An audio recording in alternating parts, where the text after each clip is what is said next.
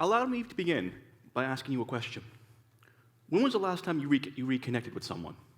Someone you haven't seen for a long time, say 5 years, 10 years, or maybe even longer, 20 or more. Now, how did you reconnect with them? Was it through Facebook and their lovely little someone you might know feature? Or was it through a organized gathering of some sort, like a friend's birthday party or a Christmas party or a wedding even? Or did you just bump into them on the street or at the grocery store? Now, unless, of course, this was someone you were trying to actively avoid, odds are you probably really enjoyed that experience. And if you're anything like me, you probably would have exchanged contact information, added each other on Facebook maybe, and ended the conversation with something along the lines of, hey, it was great seeing you again. How about you check your schedule and I'll check mine? Let's just find a day that we're both free and let's just do something. Does that sound familiar? Yeah, we all know that doesn't go anywhere, right?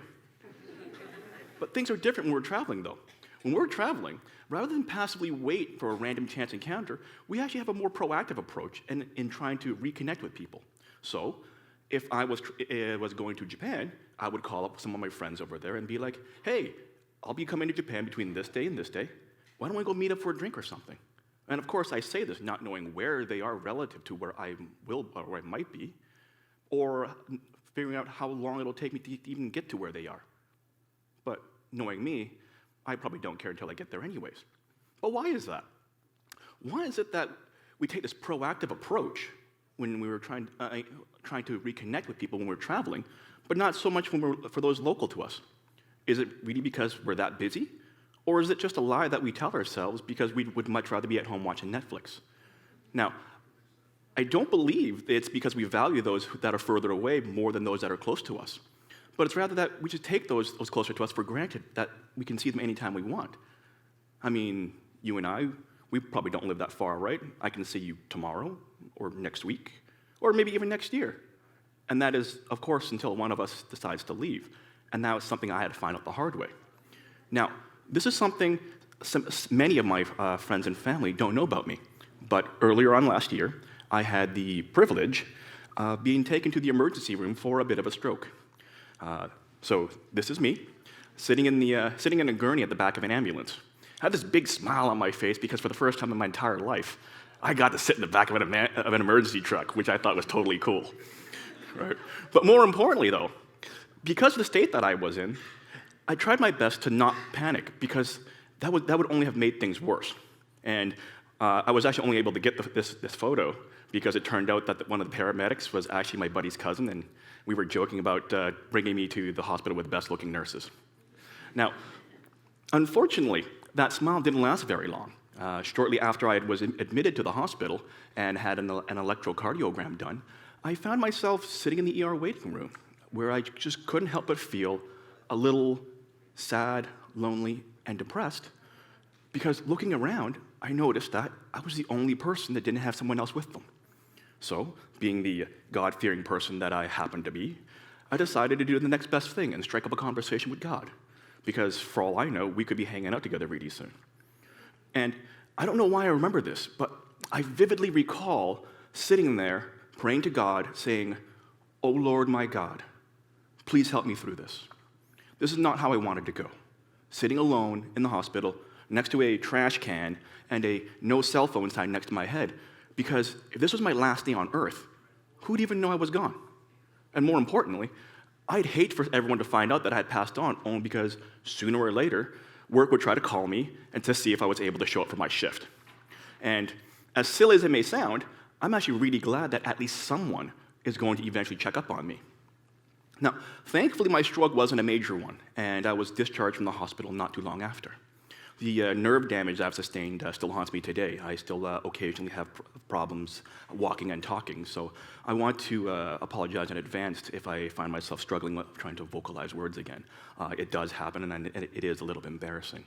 But shortly after that, I realized I had some vacation time coming up from work, which was something I desperately needed because at that point in time, I'd pretty much given up on life because I wasn't even too sure if I could make it to my next birthday.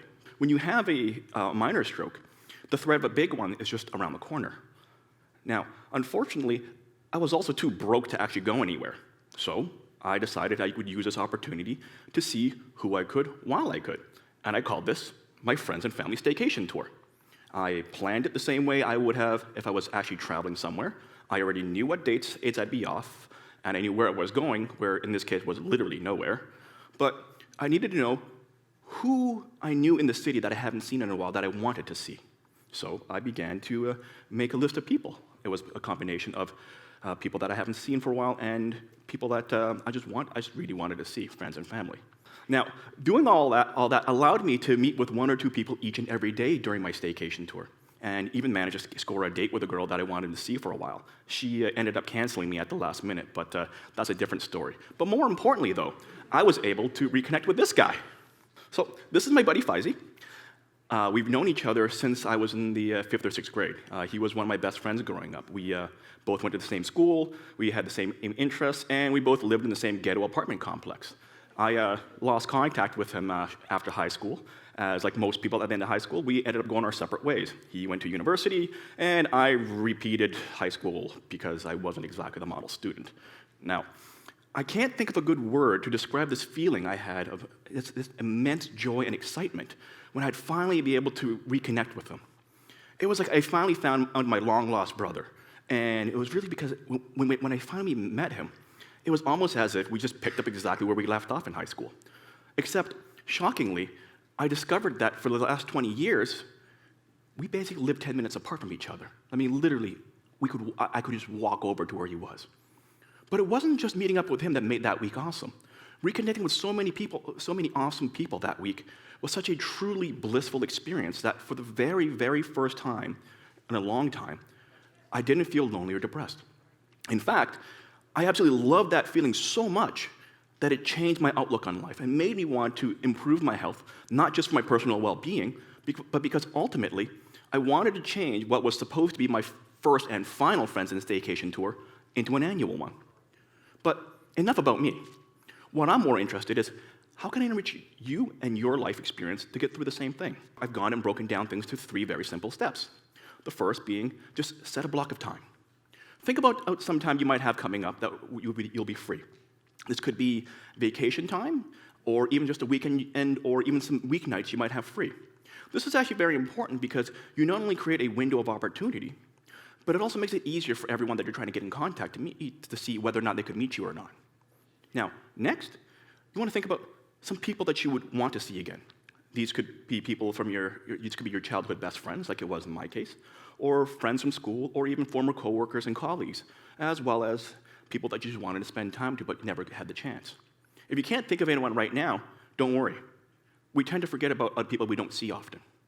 In which case, we can do what I did and just go through your friends list or your contact list on your phone.